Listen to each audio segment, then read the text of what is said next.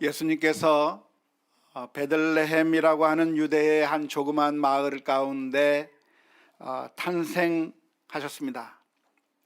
그 탄생을 본 동방의 박사들이 동방에서부터 예수님이 태어났다고 하는 그 별을 보고 저 먼 곳에서부터 찾아와 경배를 하고 황금과 유향과 몰약을 예물로 드렸다고 하는 이야기가 오늘 본문의 말씀 가운데 기록되어 있습니다.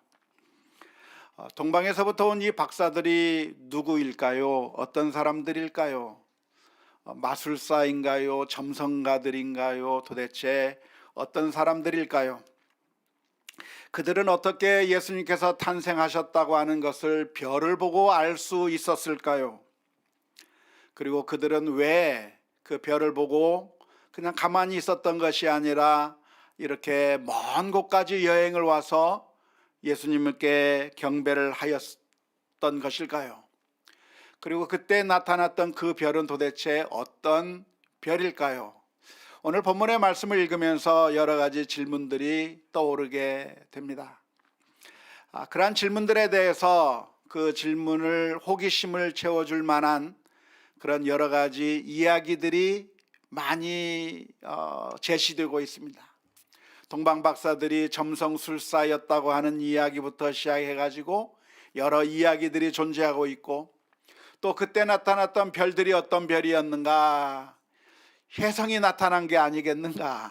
그래서 혜성이 나타났다고 하는 역사적 기록을 들추어내며 이 당시에 이런 혜성이 나타났다고 하는 그런 기록이 있다고 하는 것을 제시하기도 하고, 뿐만 아니라 천문학적인 그런 데이터들을 조사해서 지금으로부터 2000년 전에 토성이나 이런 화성이나 이런 별들이 일직선상으로 놓이게 되었던 그런 신비한 현상이 있었던 것을 이야기하기도 합니다.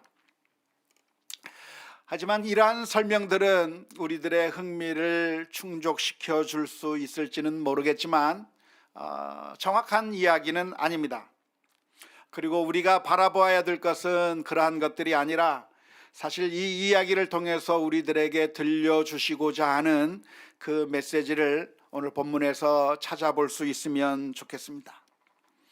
우리가 이 말씀을 읽으면서 바라보아야 될 메시지가 있다고 한다면, 주목해 보아야 될 게 있다고 한다면, 예수님께서 베들레헴에서 탄생하셨다고 하는 사실입니다. 이 동방의 박사들은 저 먼 곳에서부터 메시아가 탄생했다고 하는 그 별을 보고서, 메시아의 탄생을 알려주는 그 별을 보고서 동방에서부터 이 가나안 땅으로 여행을 하게 되었는데요, 이들은 이 유대 땅에 도착해서 제일 먼저 찾아간 곳이 바로 예루살렘이었습니다. 그들은 예루살렘에 도착해서 물었습니다. 유대인의 왕으로 태어나신 분이 어디 계시냐? 예루살렘의 그 왕궁으로 찾아간 겁니다. 그 왕궁에 찾아가서 새로운 왕이 태어났다고 하는데, 유대인의 왕이 태어났다고 하는 그 별을 우리가 보고서 왔는데, 유대인의 왕이 태어났다고 하는데 도대체 어디 계시냐라고 질문을 던지게 된 것입니다. 당시 헤롯이 살고 있던 그 궁전은 아주 으리으리하고 화려하게 지어진 그런 궁전이었습니다. 따라서 이 사람들이 생각해 볼 때 유대인의 왕이 태어났다고 한다면 다른 곳이 아니라 바로 이 예루살렘, 헤롯이 살고 있는 이 궁전 가운데서 태어났을 것이라고 생각을 했던 것이죠. 어쩌면 그게 자연스러운 결론이라고 말할 수 있을 것입니다. 하지만 놀라운 것은 예수님께서 예루살렘의 궁전에서 태어난 것이 아니라 당시로서는 전혀 알려지지 않았던 조그마한 동네, 사람들도 얼마 살지 않고 있는 그 자그마한 동네 베들레헴이라고 하는 마을에서 태어났다고 하는 게 오늘 본문에서 가르쳐주고 있는 말씀입니다. 뿐만 아니라 우리가 누가복음의 말씀을 읽어보면 예수님께서 베들레헴에서 태어났을 뿐만 아니라 그 베들레헴에서도 어디에 뉘어졌다고 기록하고 있습니까? 구유에 뉘었다. 예수님을 누일 만한 장소를 찾지 못해서 그 집이 너무나도 비좁아서 아이가 태어났음에도 불구하고 잘 누일 수 있는 곳이 없어서 할 수 없이 구유에 여물통 위에 거기에 예수님을 누였다고 하는 이야기가 누가복음 가운데 기록되어 있습니다. 예수님께서 왕궁이 아닌 베들레헴에서, 그것도 보통 방이 아니라 말 구유에 누이셨다고 하는 사실은 아주 중요한 메시지를 우리들에게 전해주고 있습니다. 그것은 바로 무엇이냐면 예수님께서는 어떤 분으로 오셨는가? 모든 사람들을 위한 구세주로 오셨다고 하는 점을 생생하게 보여주고 있는 것입니다. 어쩌면 이 세상의 법칙이라고 하면 무엇이 이 세상의 법칙이겠습니까? 이 세상의 법칙은 탁월해야 주목을 받습니다. 성공해야 사람들이 우러러 봅니다. 무엇인가 두각을 나타내야 사람들이 박수를 쳐주고, 무엇인가 위대한 업적을 이루어내야 사람들이 알아주는 것이, 그게 이 세상의 법칙이라고 할 수 있겠습니다.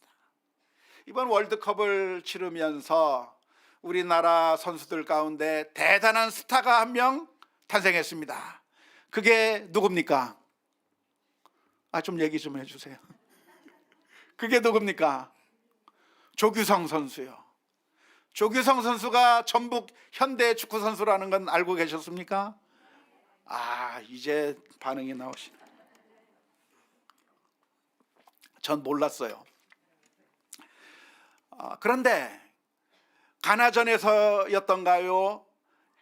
2골을 집어넣은 바로 그 선수가 정말 잘생겼을 뿐만 아니라 영화배우 뺨치는 듯한 그런 외모에 키도 크고 그리고 엄청난 실력을 드러내면서 그렇게 2골을 넣는 그 장면을 보고 사람들은 열광하기 시작했습니다. 저 선수가 누구냐 알아보기 시작했어요.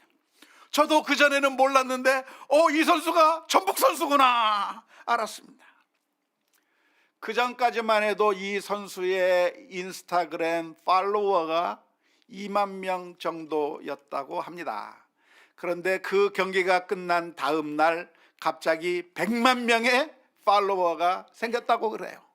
그리고 조금 있다가 보니까 200만 명으로 늘어났고, 어젯밤에 제가 설교를 위해서 한번 조사해 보니까 287만 명의 팔로워가 생긴 거예요. 287만 명의 사람들이 그 선수를 열광하면서 따라가고 바라보는 것입니다. 왜? 아주 뛰어난 두각을 나타냈기 때문에 그렇습니다. 어쩌면 그래서 우리는 모두 다 성공하고 싶어 하는 것입니다. 좋은 대학에 가고 싶고 성공하고 싶고, 무엇인가 우리 분야에서 내가 한 그 분야에서 최고의 두각을 나타내고 싶은 것이 우리들의 마음이고, 모두가 다 성공하고 싶은 게 우리들의 마음이라고 할 수 있습니다. 그런데 세상 사람들처럼, 우리들처럼 그렇게 성공한 사람, 두각을 나타내는 사람들만 관심을 가지게 된다고 한다면, 우리 주님께서도 이 세상 가운데서 뛰어난 사람, 성공한 사람, 대단한 사람들만 주님께서 알아주신다고 한다면, 우리 같은 사람들은 명함을 내밀 수가 없는 것이죠. 사실 이 세상에서 뛰어난 업적을 이룬 사람들을 향해서 사람들이 주목하는 것은, 그것은 나쁜 것이 아니고 자연스러운 것이며 어쩌면 정당한 법칙이라고 할 수 있을 것입니다. 땀을 많이 흘린 자에게 정당한 대가가 주어지는 것이라고 할 수 있을 것입니다. 하지만 문제는 무엇인가요?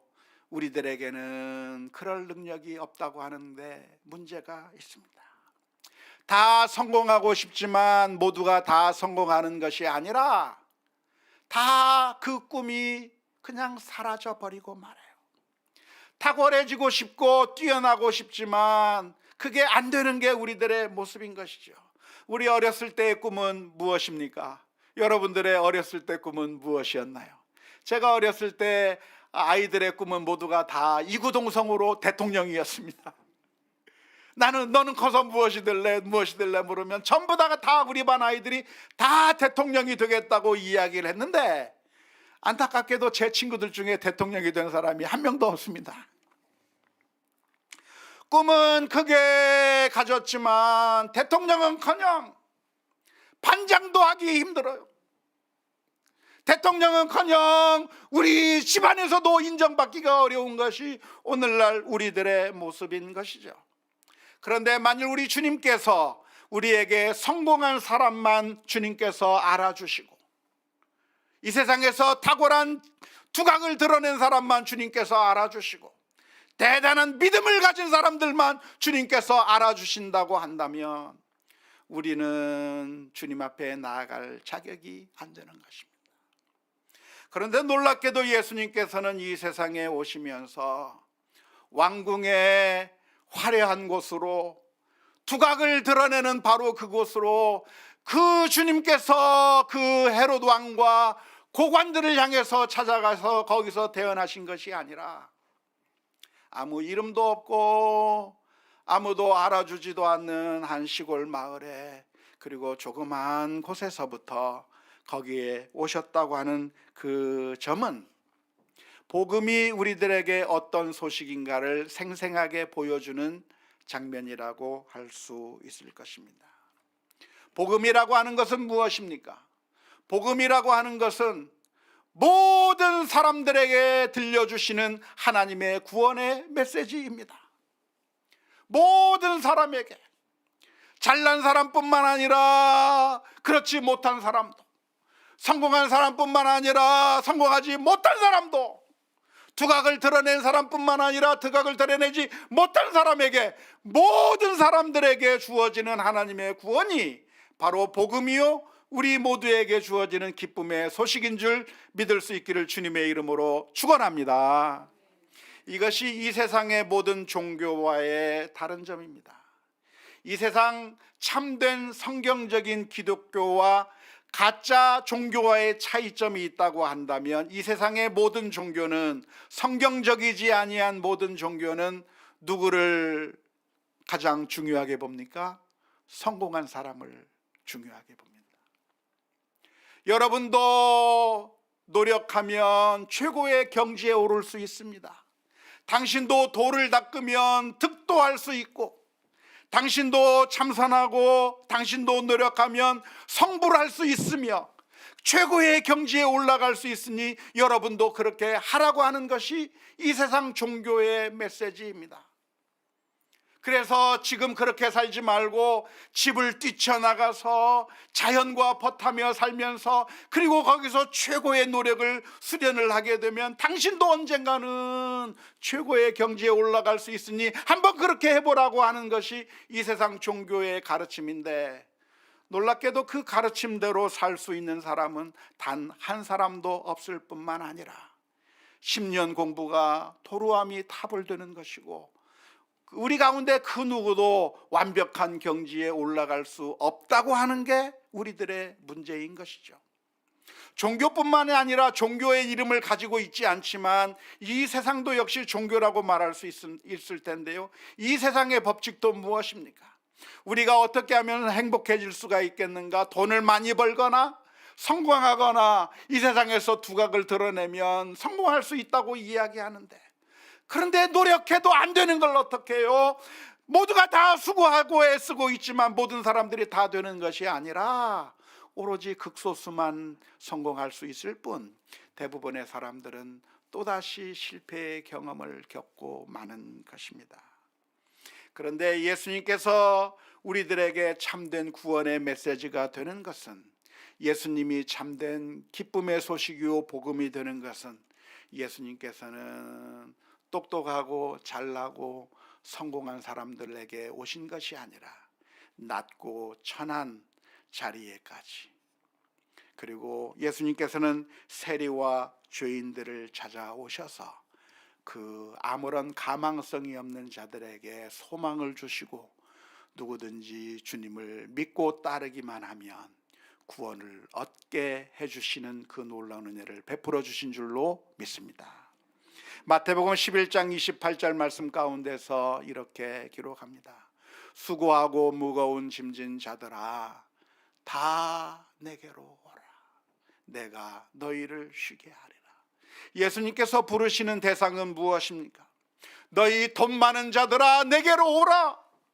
너희 건강한 사람들아 내게로 오라.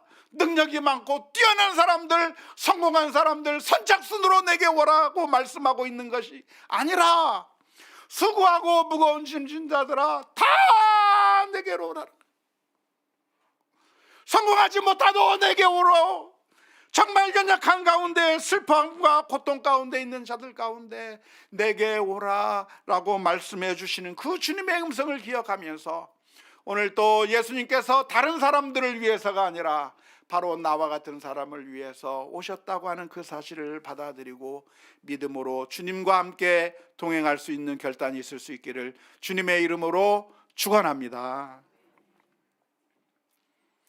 복음은 모든 사람들에게 주어진 것이 복음입니다. 그리고 주님은 누구를 만나시는가? 누구나 다 만나 주시는 거예요. 누구나 다 찾아가 주시는 것이죠. 안타깝게도 교회의 역사를 살펴보면 이러한 복음의 원리를 정면으로 훼손하면서 교회의 이름을 가지고 있었던 적이 많았습니다. 중세 천주교는 어떻게 했습니까? 하나님과 사람들 사이에 신부가 있어서 하나님께서는 신부에게는 축복을 내려주시고 신부의 기도는 들을 수 있지만 일반 평신도에게는 하나님의 은혜가 미치지 않는 것처럼 생각해서 가르친 것이죠. 그래서 일반 성도들은 하나님 앞에 직접 나갈 수가 없어서 신부를 통해서야만 하나님에게 나아갈 수 있고, 일반 성도들은 직접 하나님께 죄 용서를 구할 수 없어서 신부에게 죄의 고백을 해야만 하나님의 용서를 대신 받을 수 있고, 나 같은 미천한 것들은 하나님께서 돌아보시지 않으니 신부를 통해서, 성직자를 통해서만 하나님의 은혜를 받을 수 있다고 생각하는 그런 잘못된 복음으로 출발했던 교회가 복음적이지 못한 교회가 되어버린 것이 중세 천주교의 모습이었습니다. 그것을 개혁한 것이 바로 종교개혁이었고요, 종교개혁을 통해서 들려주신 메시지가 무엇이냐면 이제는 누구든지 다 하나님 앞에 나아갈 수 있는 것이고 누구든지 다 하나님의 은혜를 받을 수 있다고 하는, 그 모든 사람들에게 주어진 구원의 은혜가 있다고 하는 것을 회복하게 된 것이, 그게 바로 종교개혁인 것이죠. 그런데 안타깝게도 그런 종교개혁으로 출발했던 우리 개신교마저도 성직자들이, 목회자들이 마치 신부들처럼 하나님과 일반 성도들 사이를 중개할 수 있는 것인 양 잘못 은연중에 가르치는 경우가 많이 있습니다. 그래서 우리 성도님들의 마음 가운데 어떤 생각이 드냐면, 나 같은 사람을 주님께서는 알아주시기나 할까? 나는 그저 내 삶을 사는데 바쁘고 내 인생 사는데 바빠서 헌신하지도 못하고 별 볼 일 없는 나 같은 사람의 기도를 하나님께서 들어주실 리가 있을까? 내 기도는 들어주지 않으니 누구를 통해서 들었으면 좋겠다고 생각을 해요? 목사님께 기도를 부탁하는 거죠. 목사님이 대신 기도해 주세요. 그리고 목사님이 나를 위해서 기도해 주세요. 선고 영신이 되면 우리 가족을 위해서 좀 축복 좀 해주세요. 그러는 거예요. 그런데 복음의 원리가 무엇이냐면 그게 아니라는 거예요. 하나님은 누구에게 찾아오시는가? 바로 우리들을 찾아오신다는 거예요.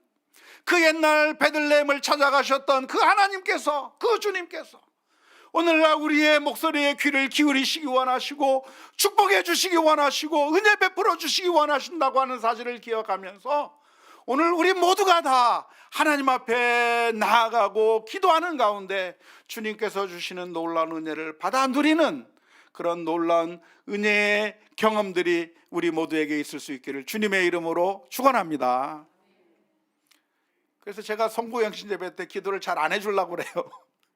하지만 해달라고 하면 해줘요. 또 그것은 해주는 이유는 무엇이냐면 제가 하나님으로부터 더 은혜를 더 많이 받아서 해줄 수 있는 능력이 있어서가 아니라 같은 사랑을 가지고 같은 마음을 가지고 함께 기도하고 싶어서 해주고 싶은 마음으로 해주는 것이지, 제가 여러분들보다 더 나은 위치에 있는 것도 아니고 하나님과 더 가까이 있는 것도 아니고, 오늘 성경의 진리가 무엇이냐면 주님께서는 우리 모두에게 찾아오시는 주님, 탕자처럼 아버지를 배신하고 멀리 떠난 자마저도 달려가서 안아주시는 부모의 마음처럼 하나님께서는 우리를 외면하지 아니하시고 받아주시고 귀 기울이고 계시다고 하는 사실을 기억하면서 하나님 앞에 담대히 나아가는 그런 우리 모두가 다 될 수 있기를 주님의 이름으로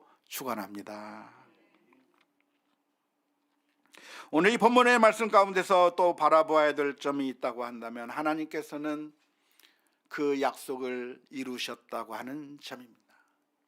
메시아를 보내주시겠다고 했던 그 하나님의 약속은 아주 오래된 약속이었습니다. 아담과 하와가 범죄하여 타락한 그때부터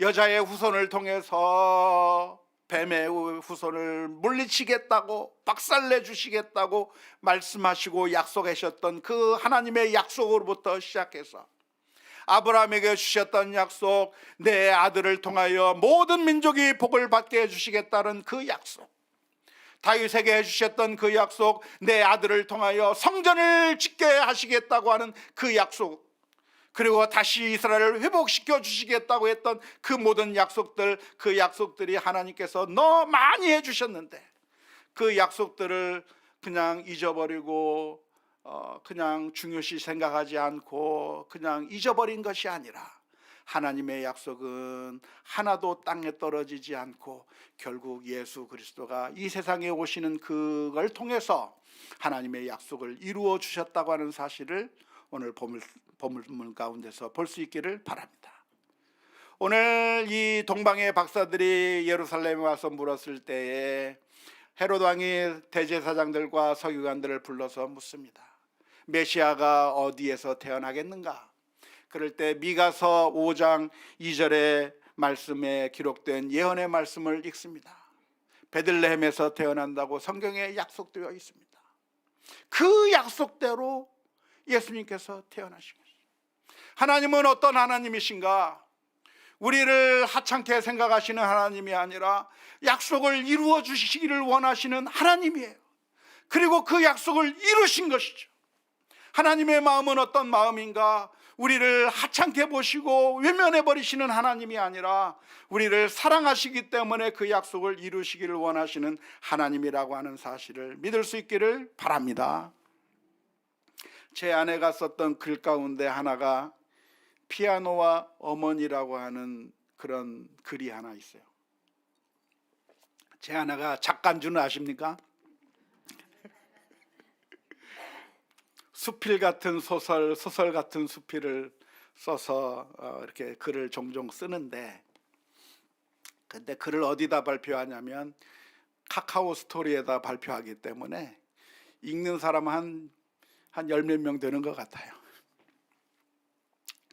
그런데 거기에 썼던 글 가운데 피아노와 어머니라고 하는 글이 하나 있어요. 제가 볼 때 제 아내의 가장 최고의 명작이 아닐까 싶은 생각이 드는데, 그 피아노와 어머니에 보면 이런 장면이 나옵니다. 제 아내가 어렸을 때 어머니 가산이 많이 기울어서 너무나도 힘들 때 우리 장모님이 할 수 없이 돈을 마련하기 위해서 피아노를 팔아버려야 했어요. 가장 값 나가는 것이니까. 딸이 피아노를 치는데 피아노를 팔아버릴 때 부모의 마음이, 어머니의 마음이 아팠을 것 같아요. 피아노를 팔고 나서 그날 밤 엄마와 딸이 누워서 있는데 손바닥에 엄마가 딸을 향해서 글씨를 써줍니다. 평상시 늘 글씨를 쓰면서 무슨 글씨인가 알아봐라, 사랑해 글씨를 쓰기도 하고 고맙다 글씨를 쓰기도 했던 그 어머니가 피아노를 판 날에는 글씨를 써주는 거예요. 꼭 다시 사줄게. 그런데 사줄 수 있었냐면 못 사줬어요. 결혼하고 미국에 가서 16년 있다가 다시 한국에 돌아왔는데 이삿짐을 가지고 왔습니다. 이삿짐 속에는 미국에서 쓰던 피아노까지 같이 온 것을 본 어머니가 묻는 거예요. 피아노 미국에서 샀나배? 별로 좋은 건 아니지만 아이들이 쓰던 거라 가지고 왔다고 말하고 엄마를 위해서 피아노 한 곡 멋지게 연주해 주었을 때 뒤에서 눈물을 글썽이는 어머니가 한 말이, 내가 그때 피아노 못 사줘서 미안했다 라고 이야기를 한 거예요. 그날 밤 제 아내가 어머니와 함께 누워서 어머니의 손바닥에 글을 썼습니다. 안 사줘도 괜찮아. 근데 그게 부모의 마음이에요. 못 사줘도 약속하면 꼭 그 생각을 잊어버리는 것이 아니라 해주고 싶은 게 부모의 마음. 가장 좋은 걸 해주고 싶고 약속한 것을 잊어버리는 것이 아니라 반드시 해주고 싶은 것이 부모의 마음인 것이죠. 그런데 바로 하나님의 마음이 바로 우리를 향해서 그런 마음이셨어요. 우리가 죄악으로 인하여 영원히 멸망받을 수밖에 없게 되었을 때 우리를 그냥 외면해버리시고 너 잘못했지 하고 끝내버리시고 해치우신 것이 아니라 우리를 구원하시기 위하여 구원자를 베풀어 주겠다, 너희를 살려주는 메시아를 보내주겠다 약속하고 또 약속하셨던 그 하나님께서 때가 되매 베들레헴 땅에서 예수님을 보내주시는 그 놀라운 은혜를 저와 여러분들을 향해서 이루어 주신 줄로 믿습니다. 오늘 우리가 살아가면서도 우리가 의지하고 바라야 될 대상은 하나님 한 분뿐이십니다. 이 세상의 사람들은 약속을 해도 잊어버리지 않는다고 해도 무시해버리고 무시하지 않는다고 해도 수명이 끊어져서 더 이상 이루어질 수 없지만 하나님은 그 약속을 지키시며 끝까지 은혜를 베풀어 주시는 하나님이시기 때문에 우리의 삶의 여정 가운데서 날마다 주님을 바라보며 그 옛날 그리스도를 이 세상에 보내주시면서 약속을 이루신 그 주님을 바라보며 믿음으로 승리해 나가야 될 줄로 믿습니다. 마지막으로 오늘 한 말씀 가운데서 볼 수 있는 내용이 무엇이냐면 예수님의 탄생에 성취되었음을 예언했던 그 예언 가운데서 마태복음 2장 6절 말씀은 이렇게 기록하고 있습니다. 또 유대 땅 베들레헴아 너는 유대 고을 중에 가장 작지 아니하도다. 내게서 한 다스리는 자가 나와서 내 백성 이스라엘의 목자가 되리라 하였음이니이다. 주님께서 이 베들레헴을 향해서 선포하고 계신 그 메시지를 가만히 읽어보시기 바랍니다. 이때 우리 주님께서는 이 베들레헴을 향해서 뭐라고 선포하고 계십니까? 너는 유대 고을 중에서 가장 작지 않다. 정말 보잘것도 없고 내세울 것도 없던 그 조그만 마을을 향해서 너는 작은 자가 아니다. 너는 하찮은 존재가 아니다. 너는 별 볼 일 없는 존재가 아니다라고 말씀해 주시고 있는데 그 이유가 무엇일까요? 그것은 바로 그 땅에서 내게서 한 다스리는 자가 나오기 때문인 줄로 믿습니다. 우리가 주님을 마음속에 품는다고 한다면, 우리가 주님을 영접하게 된다고 한다면 우리는 더 이상 하찮은 존재가 아닙니다. 아무리 하찮은 포장지로 쌌다고 할지라도 그 안에 보화가 들어있으면 그 자체가 소중한 것인 것처럼, 예수님을 우리가 영접하게 되면 우리는 더 이상 허접한 존재가 아니라, 아무런 가치 없는 존재가 아니라, 우리 안에 예수님이 계시다고 한다고 하면 복된 존재라고 하는 사실을 기억하면서 믿음으로 살아갈 수 있어야 될 줄로 믿습니다. 안타깝게도 수많은 사람들은 하나님을 모시지 않기 때문에, 주님을 받아들이지 않기 때문에 그 허전한 마음을 이 세상의 것들로 채우려고 합니다. 때로는 좋은 집으로, 때로는 좋은 자동차로, 때로는 학위로, 여러 가지 사람들에게 어필할 수 있는 것으로 가득 채워서, 그래서 나 자신의 존재를 드러내고 나를 인정받고 싶어 하지만, 그러면 그럴수록 만족되는 것이 아니라 늘 허전할 수밖에 없습니다. 왜 허전합니까? 우리는 하나님의 형상으로 지음을 받은 존재인데, 하나님이 아닌 이 세상의 물질의 것으로 채우면 만족하는 것이 아니라 더 목마르고 더 갈급하고 더 부족할 수밖에 없는 것이죠. 하지만 우리를 위해서 십자가를 지신 그 주님을 우리가 영접할 때 우리의 마음은 만족하게 될 수 있다고 하는 사실을 기억하면서 주님과 함께 동행해야 될 줄로 믿습니다. 시편 23편 1절 말씀에 다윗은 이렇게 고백합니다. 여호와는 나의 목자시니 내게 부족함이 없으리로다. 주님과 동행하는 것이 복된 길이고 행복한 길이라고 하는 것을 믿을 수 있기를 주님의 이름으로 축원합니다. 주님께서는 우리를 크게 만드시기 위해서, 우리를 작지 않다고 평가하시기 위해서 우리 주님께서 하신 일이 무엇입니까? 우리 주님께서는 스스로 낮아지셨습니다. 볼품없는 곳으로 내려오셨습니다. 이사야서 53장 1절 2절 말씀 가운데 우리의 전한 것을 누가 믿었느냐? 여호와의 팔이 누구에게 나타났느냐? 그는 주 앞에서 자라나기를 연한 순 같고 마른 땅에서 나온 뿌리 같아서 고운 모양도 없고 풍채도 없은즉 우리가 보기에 흠모할 만한 아름다운 것이 없도다.